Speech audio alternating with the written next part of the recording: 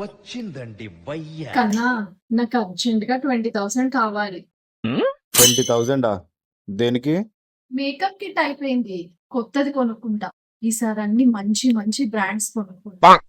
ఇదో ఈసారి ఏదైనా సాకు చెప్పి తప్పించుకోవాలని చూస్తే నేను ఊరుకోను.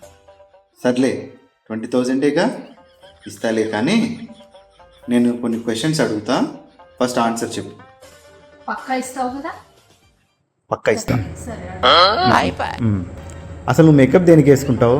అందంగా కనిపించడానికి. అంటే నువ్వు అందంగా లేవు, మేకప్ వేసుకుంటేనే అందంగా కనిపిస్తావు. అట్లా కాదు, నేను అందంగానే ఉన్నా, ఇంకా అందంగా కనిపించడానికి మేకప్ వేసుకుంటా. అంటే నువ్వు కొంచెం అందంగా ఉన్నావు, మేకప్ వేసుకుంటే ఇంకా అందంగా కనిపిస్తావు. కాదు, నేను మేకప్ వేసుకున్నా వేసుకోకపోయినా అందంగానే ఉంటా కదా, మరి దేనికి మేకప్? అవును కన్నా, నువ్వు చెప్తుంటే నిజమే అనిపిస్తుంది.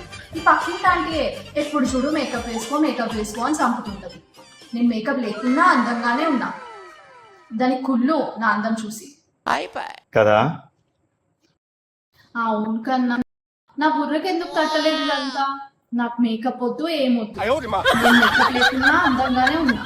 ఆ 20,000 కూడా నువ్వే ఉంచు, నాకేమొద్దు. 20,000 కావాలంట దీని మేకప్కి. ఈ అమ్మాయి ఏం ఫీల్ ఉన్నది మామయ్య? Like share some